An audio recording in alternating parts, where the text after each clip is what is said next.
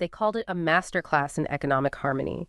For decades, the global textbooks printed the exact same beautiful story.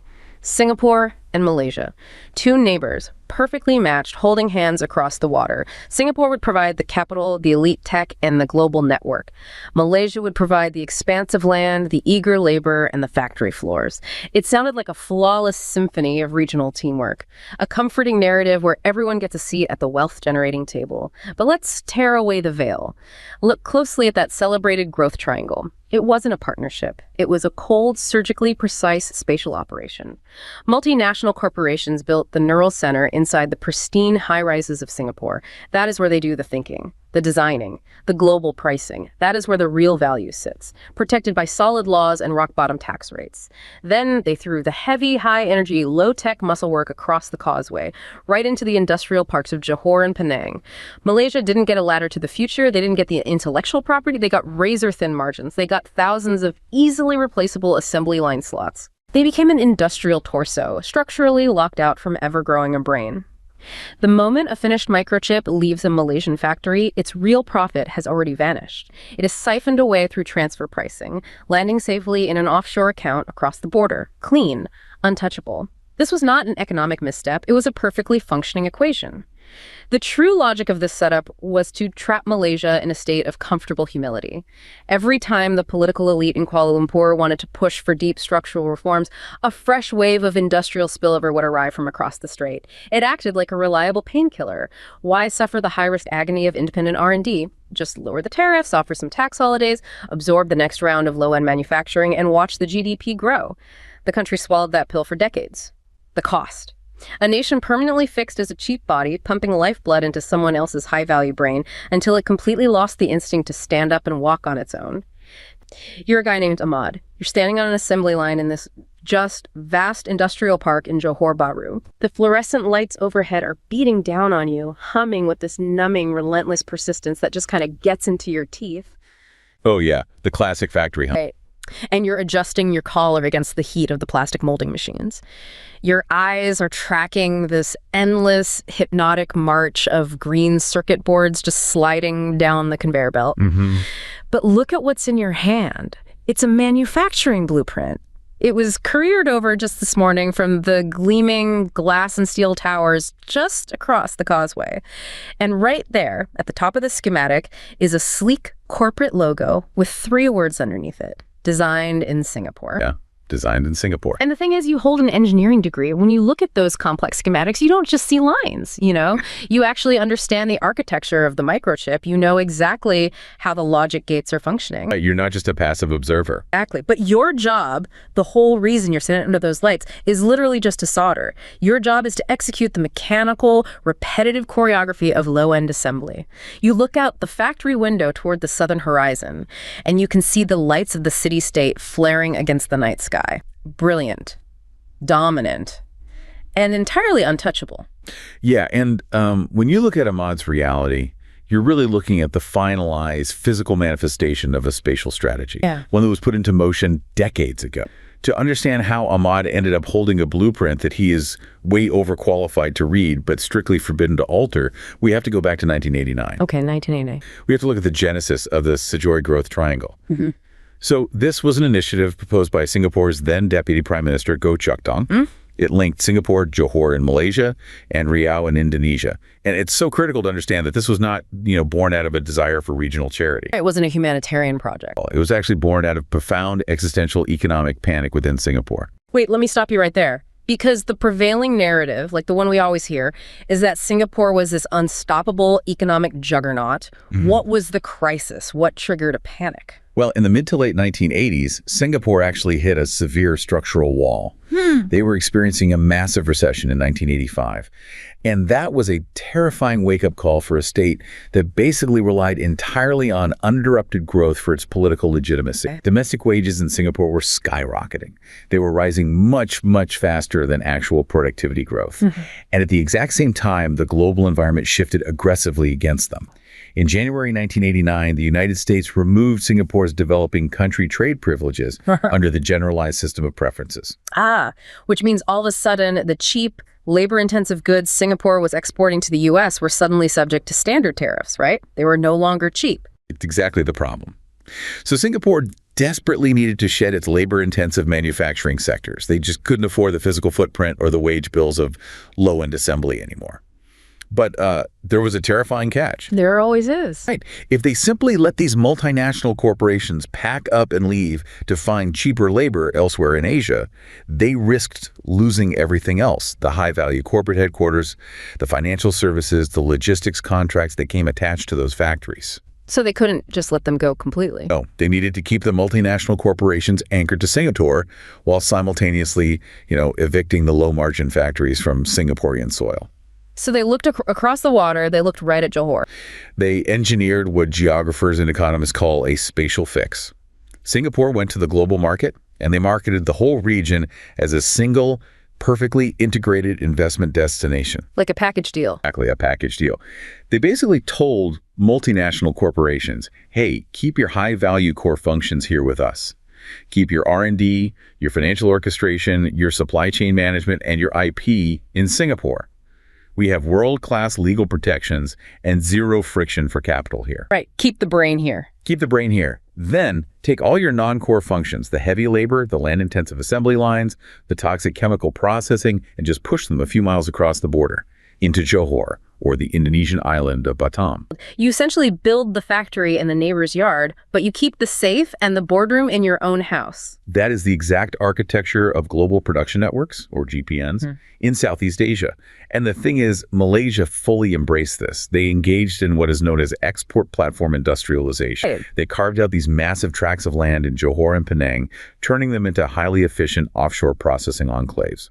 But if you look at the mechanics, the deeply unequal nature of the arrangement becomes pretty obvious. Because of where the value actually sits? Exactly. The advanced machinery, the complex components, the proprietary software, all of it was imported into Malaysia. Ahmad and thousands of workers just like him simply assembled these imported pieces. And the moment the goods were finished, they were immediately exported back out, routed straight through Singapore's world-class ports and logistics hubs. So Malaysia captured the raw output volume, but they didn't capture the value. If you're trying to visualize this, it feels identical to a fast food franchise model. Imagine you're hired by a global burger chain, right?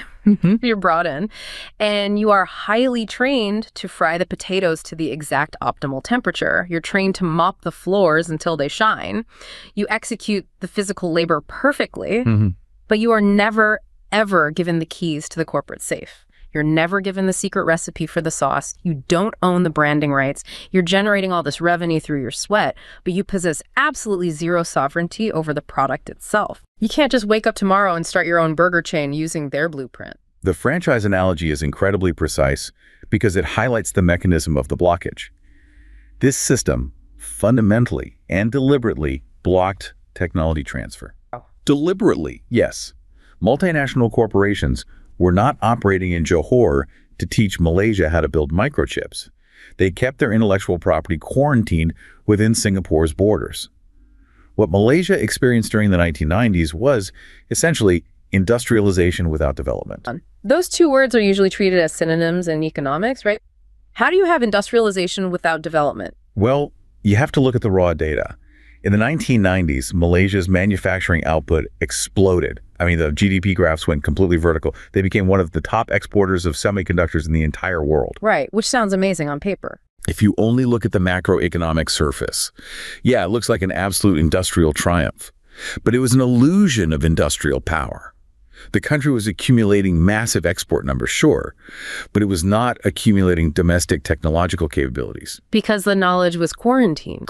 Heavily compartmentalized. An engineer in Johor learned how to optimize a production line. They learned how to manage quality control, but they never learned product architecture. They never learned systems integration. Because the true core of the technology, the blueprint, was safely locked away in a clean room in Singapore.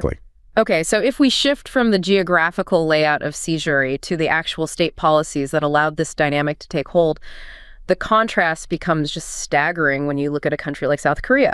Because if you go back to the 1970s and 1980s, Malaysia and South Korea were operating from incredibly similar starting lines.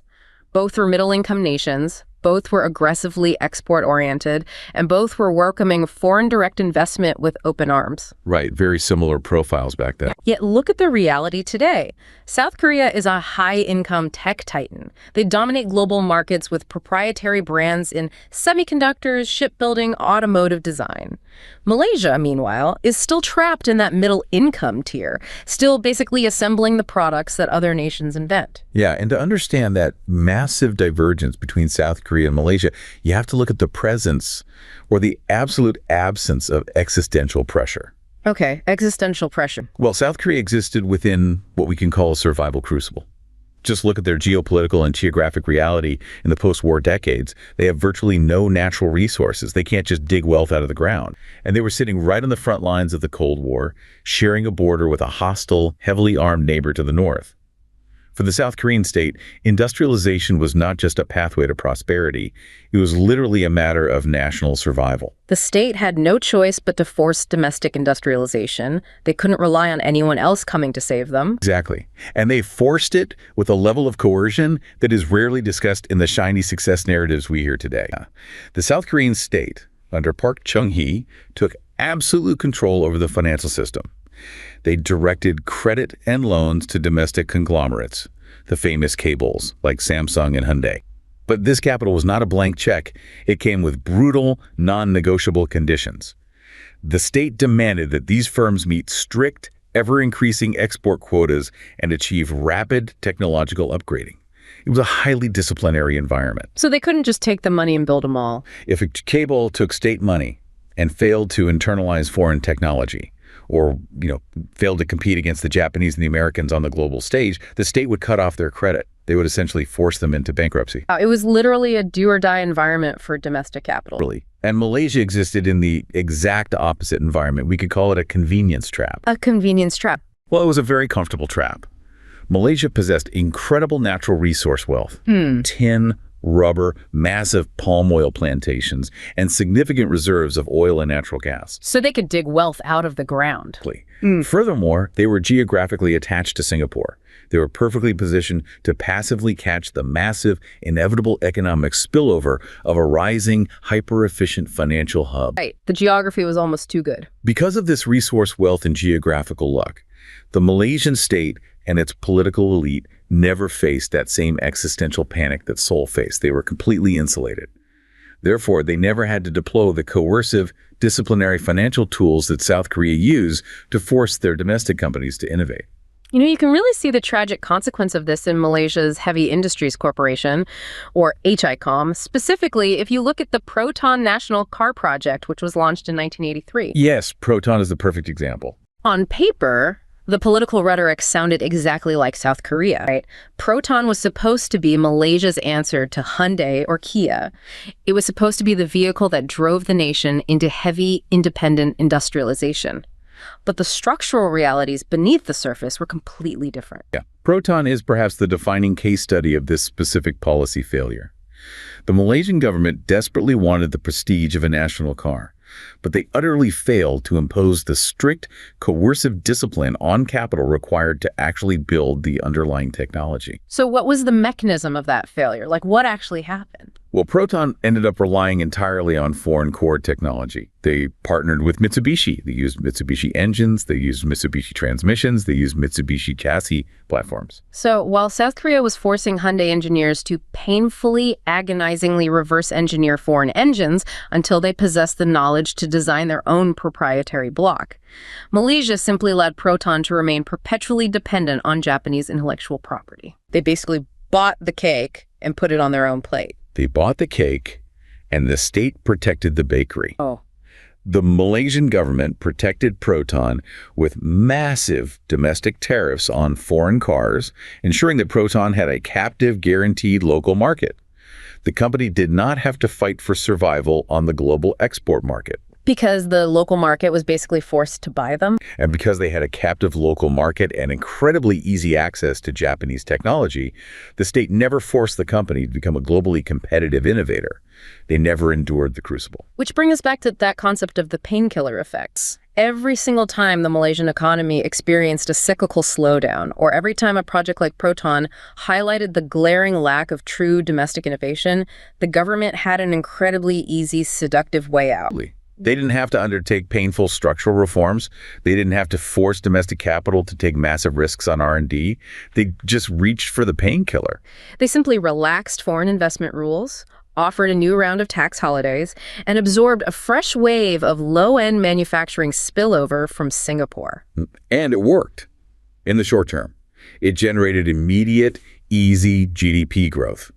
But structurally, it completely killed the political will to endure the agonizing, high-risk process of funding independent research. It's just so much easier to take the spillover. It's the ultimate hazard of proximity to a hyper-efficient hub. Think about the incentive structure for a domestic capitalist. Why would domestic capital take massive financial risks, endure years of negative cash flow required to develop original technology, when they can generate guaranteed, comfortable returns simply by servicing the logistical needs of multinational corporations located right across the border? Right, why invent a new microchip when you can just build the box for the guy next door? The Malaysian state facilitated foreign investment brilliantly, but it lacked the disciplinary power to transform its own domestic firms into global technological actors. They encouraged upgrading with rhetoric, but they couldn't compel it with policy. But if you're looking at this from the perspective of a policymaker, you have to ask, is that really a failure? Like, if you have a wealthy neighbor who is willing to pay you consistently well to assemble their products, why is dependent development inherently a trap? If the assembly plants are running, jobs are being created, people are putting food on the table, and the GDP is growing year over year, isn't that a totally viable, rational economic model? Well, it is a viable model for entering the middle class, but it is a hard ceiling that prevents a nation from ever achieving high-income status or true economic sovereignty. Like a hard ceiling. The fatal limit of dependent development is the limit of dependent learning. As we established earlier, you learn how to host factories, but you never learn how to control markets. When you do not own the intellectual property, you do not control the profit margins, you are merely renting out your labor. And here is the mechanical trap. As Malaysia's standard of living inevitably rose over the decades, its labor naturally became more expensive. It could no longer compete with the massive, ultra-cheap labor pools that were emerging in Vietnam or Indonesia or inland China. They priced themselves out of the bargain basement. But because they had spent decades acting as a processor rather than an innovator, they did not possess the technological proprietary rights to move up the value chain. So they get squeezed? They found themselves caught in the classic middle-income squeeze. They were too expensive to compete in low-end assembly, but far too technologically hollow to compete with South Korea, Taiwan, or Singapore in high-end design. You're left entirely at the mercy of decisions made in foreign boardrooms.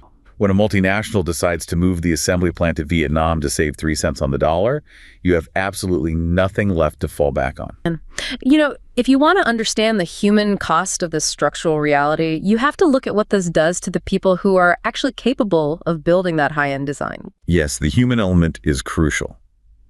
It is 4:00 a.m. A brutal, dark, daily ritual. You're a guy named Lim. You were sitting in gridlock on the Johor Causeway, the bridge connecting Malaysia to Singapore. The heavy, humid morning air is just thick with the exhaust fumes from thousands of motorcycles idling around you. Just a sea of headlights. Now, you are 28 years old. You hold a first-class honors degree in robotics from the University of Malaya. You are exactly the kind of mind your country needs to break out of the middle-income trap. Yet your entire professional life is measured in border checkpoints and automated passport stamps. Inside your backpack is a contract extension from a biomedical engineering firm located in Jurong, Singapore. And when you run the math in your head, converting those Singapore dollars back into Malaysian ringgit, the numbers are intoxicating. Oh, the multiplier's huge. Right. That exchange rate means you can buy your parents a house back in Johor. It means you can pay for your sister's university tuition. But as your motorcycle creeps inch by inch past the immigration booth, there's this profound, heavy weariness that settles over you. Because just last week, an old professor called you, begging you to return to Kuala Lumpur to lead a local research initiative, and you had to decline. The local salary they offered wouldn't even cover your rent. Bloody. You look around at the sea of tired, illuminated faces commuting alongside you in the dark, and you feel this hollow ache. You realize you are part of an entire generation of builders who are abandoning their own house to reinforce a neighbor's fortress. You are leaving behind a homeland emptied of its brightest minds, a country structurally starved of the power to ever innovate for itself. You know, Lim's daily reality on that bridge perfectly illustrates the mechanics of the profound structural brain drain occurring in Malaysia. And it is so vital to unpack this because it is far too easy to reduce this simply to a matter of absolute wages. Right, it's not just about the money. It's a highly complex, multi-layered phenomenon. When we analyze the migration of highly skilled talent, we look at push-pull models and relative deprivation. The sheer immediate proximity of Singapore creates an inescapable gravitational pull on Malaysian talent. Yes, the absolute salary is higher, but the pull factors go much, much deeper into the institutional architecture of both countries. What else is pulling them? Well, Singapore offers a faster promotion velocity. It offers a highly transparent, ruthless meritocracy where raw performance actually dictates advancement. And critically, for someone like Lim, it offers a deep, globally integrated innovation ecosystem that Malaysia simply never built. If you're Lim, staying in Malaysia doesn't just mean accepting less money. It means accepting professional stagnation. It means you take your first-class robotics degree and you spend your entire career doing routine maintenance on imported assembly line machines rather than actually designing cutting-edge automation systems. You're intellectually suffocating. The professional environment dictates the migration just as much as the currency. But we must address the absolute asymmetry of the exchange rate because it acts as a structural vacuum. When the Singapore dollar trades at 3.57 to the Malaysian ringgit, it grants Singaporean corporations an unparalleled, almost predatory purchasing power over human capital. A 3.57 multiplier is insane. They can effectively engage in what regional analyses sometimes call skimming the cream. They can stand at the gates of Malaysia's top universities and extract the absolute finest mathematical, scientific, and engineering talent straight out the graduation hall. They can offer an entry-level package that a Malaysian firm couldn't even offer a senior vice president. The wage gap becomes so severe that for a mid-career professional who is looking at the realities of wealth accumulation, providing family security, and preparing for retirement, migrating across the border transitions from being a mere career choice to an absolute economic necessity. It becomes an act of financial self-preservation. And the tragic irony embedded in this entire system is the education subsidy. Oh, this is the most painful part. Think about the timeline of human capital here. The Malaysian state is spending heavily on public infrastructure. They are funding the primary schools. They are funding the secondary education. They are heavily subsidizing higher education at institutions like the University of Malaya to produce these top-tier robotics engineers. Yep. Malaysia bears the entire financial burden of developing that human being for 20-odd years. But the exact moment that engineer reaches maturity, the exact moment they are fully trained, highly skilled, and ready to produce high-value intellectual output, they cross the bridge. They cross the bridge. And Singapore reaps the entire demographic and intellectual dividend of that worker at zero marginal cost for their education. That's a devastating fiscal reality. A developing nation is effectively taxing its own population to subsidize the technological dominance of an advanced economy. And this brings us to a crucial distinction in labor economics, the difference between brain circulation and permanent drain. Okay, what's the difference? In a healthy, dynamic, globalized economy, you actually want brain circulation. It's highly beneficial when domestic talent leaves, gains exposure to cutting-edge technology and management practices in a global hub, and then eventually returns to their home country. They return to start their own businesses, to circulate that acquired knowledge, and to elevate the domestic industry. You see that model working in places like Taiwan or with Indian tech executives returning from Silicon Valley to Bangalore. Precisely. But for circulation to actually happen, the home country must possess domestic absorptive capacity. Meaning there actually have to be jobs, laboratories, and financial infrastructure for them to return to. If you're a world-class engineer, you can't go home if your home only has a soldering station waiting for you. You've identified the core blockage. Because Malaysia remained permanently locked in the low-end assembly phase of the global production network because they swallowed the painkiller and never forced domestic R&D. They never built that absorptive capacity. A robotics expert like Lim, if he wanted to return to Johor, would find absolutely no venture capital willing to fund a hardware startup. You'd find no advanced laboratories equipped to continue his research, and he'd find no domestic firms operating at a level of complexity that requires his specific expertise. So he just stays. Therefore, the migration ceases to be circular. It becomes a permanent drain. The talent leaves, and they simply cannot afford, neither professionally nor financially, to ever come back. It is so essential to recognize that this is not a lack of patriotism. This is a structural eviction. The people sitting in that traffic jam on the causeway aren't leaving because they suddenly want to abandon their culture or their food or their families. They're leaving because the domestic economic system literally cannot absorb their level of skill. The entire national apparatus was designed to host foreign factories, not to employ domestic visionaries. And we must recognize that this structural eviction is deeply compounded by the domestic institutional environment within Malaysia.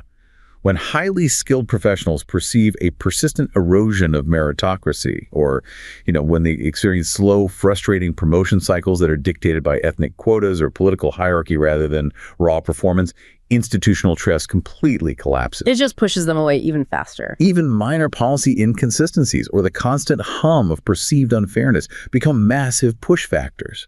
Because the alternative is sitting right next door. Singapore markets itself globally on institutional clarity, policy consistency, and long-term rational planning horizons.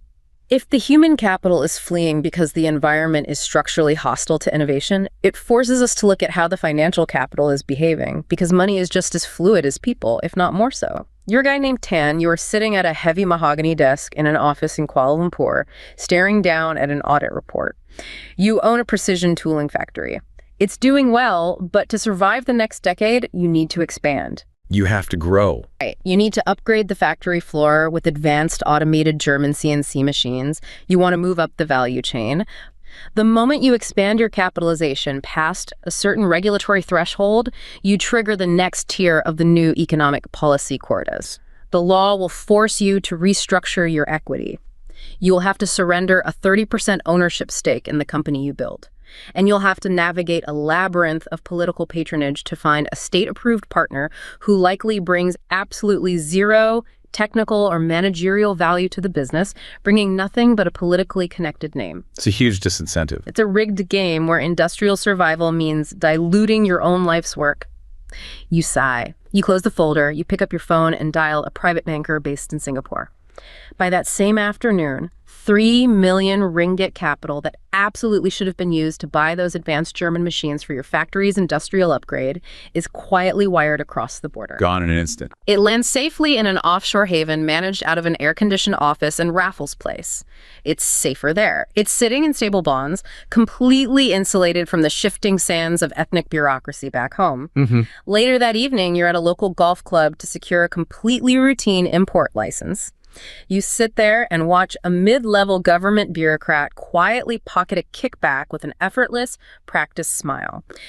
In that moment, the reality solidifies. The system does not want innovation, it wants rent. And Singapore stands right across the street, functioning as an elegant, silent, highly regulated vault, waiting to catch all the wealth that is fleeing the rot. To impart an objective, mechanical economic analysis of Tan's scenario, we really must deeply examine the architecture of the new economic policy, or the NEP. Okay, let's get into it. The NEP was introduced in 1971 in the direct aftermath of the devastating 1969 racial riots in Malaysia. The primary overarching goal of the NEP was massive wealth redistribution. Specifically, it aimed to increase the corporate equity ownership of the Bumi Putra, which refers to the ethnic Malay and indigenous populations, to a target of 30%. Now, the political rationale behind that is totally understandable. They were trying to correct severe historical colonial-era wealth imbalances to prevent further societal collapse. But the mechanism they chose had shockwaves. While the policy was politically transformative and aimed at achieving societal stability, it generated massive, unintended structural consequences for the country's entire industrial trajectory. It fundamentally altered the rational behavior of domestic capital. How exactly did it alter the behavior? I mean, if you have money, you still want to make more money. But the calculus of risk and reward was completely inverted.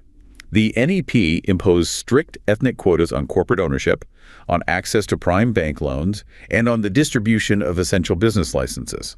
For domestic non-Bumi Putra capital, which was primarily Chinese-Malaysian capital, expanding an industrial enterprise beyond a certain regulatory threshold meant legally surrendering that 30% equity stake. Think about the psychological and financial impact of that.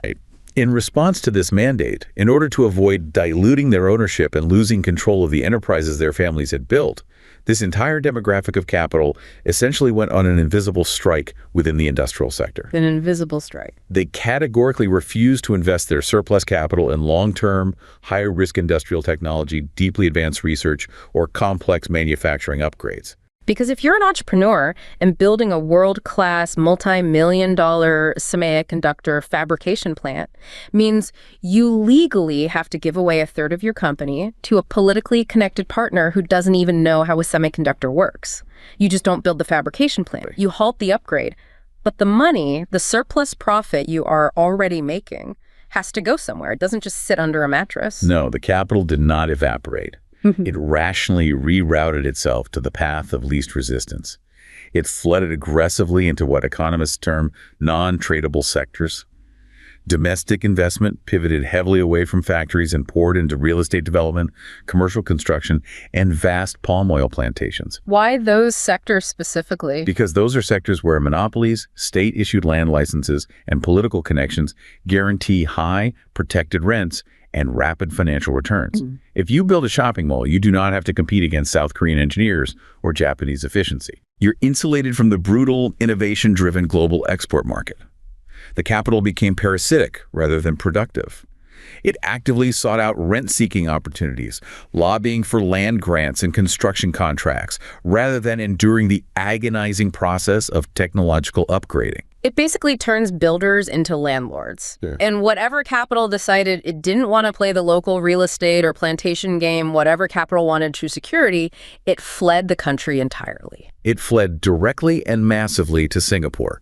Consider the timing here. As Malaysia was busy implementing complex equity quotas, navigating ethnic bureaucracy, and dealing with institutional inefficiencies, Singapore was simultaneously cementing its status as a highly regulated, hyper-secure, globally integrated financial center. The vault. Singapore essentially acted as a massive, irresistible vacuum for Malaysian capital seeking a safe harbor.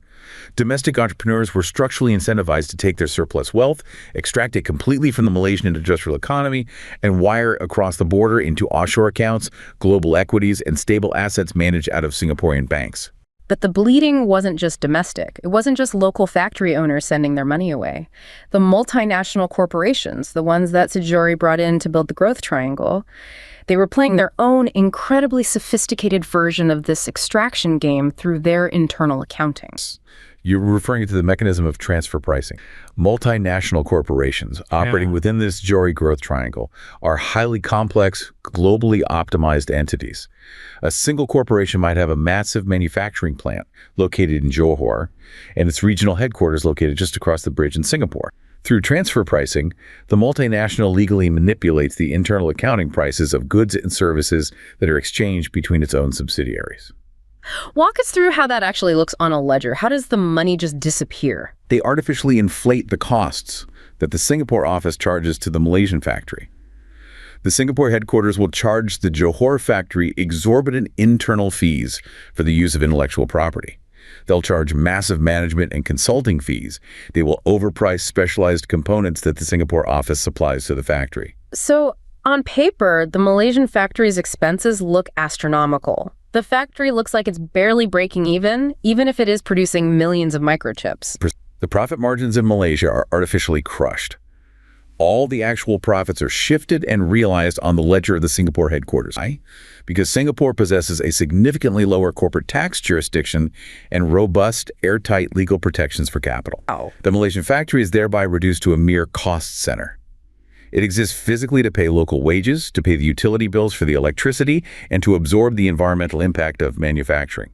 But it registers minimal taxable profits. The state gets almost nothing. This deprives the Malaysian state of vital corporate tax revenue, and it ensures that the immense surplus value generated by the physical manufacturing process is instantly, legally extracted across the border. Let's pause and synthesize exactly what is happening here, because the synchronization is just devastating. At the exact same moment, your top engineering talent is crossing the bridge to take jobs in Singapore.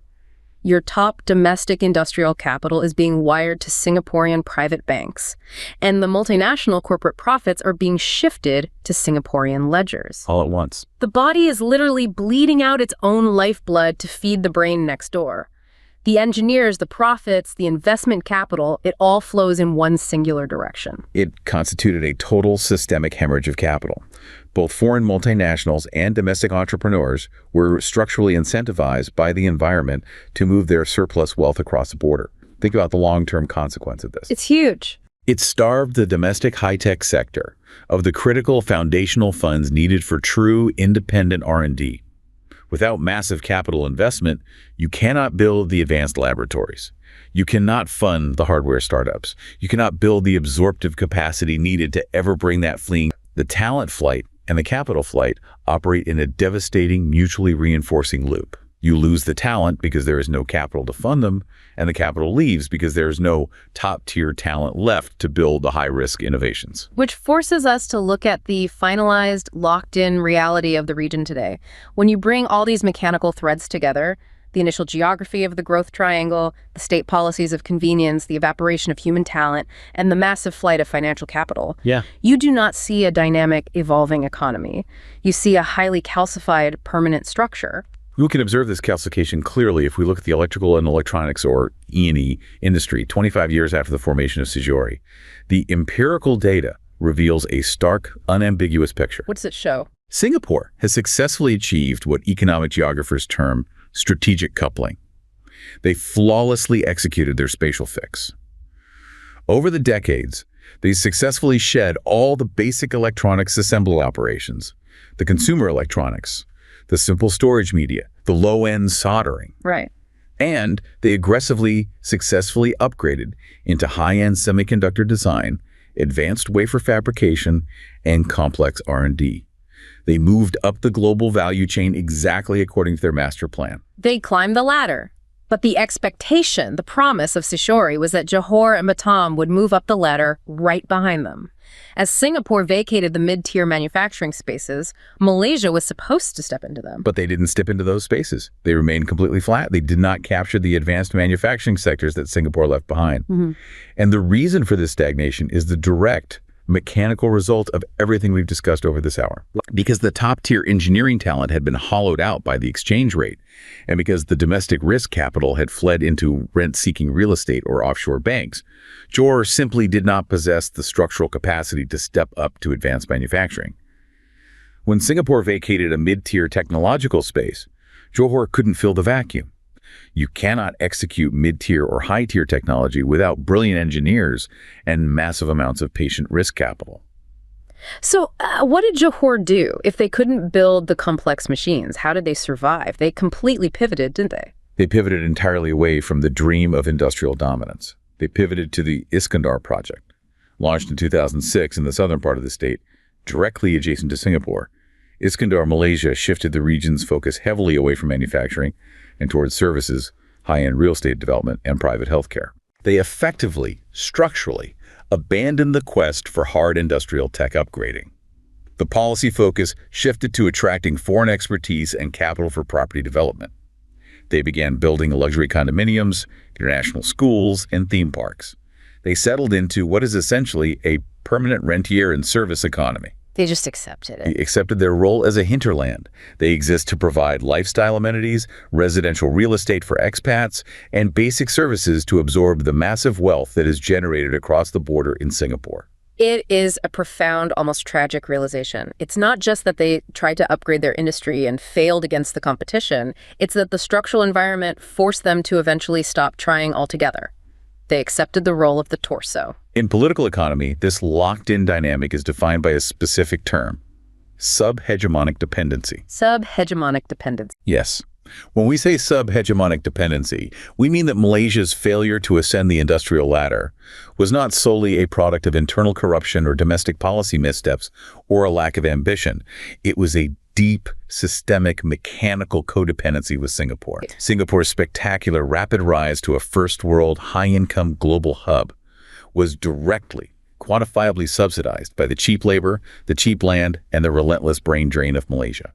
The core extracted its vitality from the periphery. The brain grew exponentially by feeding off the torso. And as we look at this entire mechanism, we have to constantly reiterate the non-subjective reality of this architecture. If you're listening to this, you have to understand this is not about assigning moral blame. We are not blaming Singapore for succeeding in protecting its borders. And we're not simply pointing fingers at Malaysia for its defensive policies. It is not a narrative of villains and victims. It is a stark, empirical observation of global capitalist mechanics functioning exactly as designed.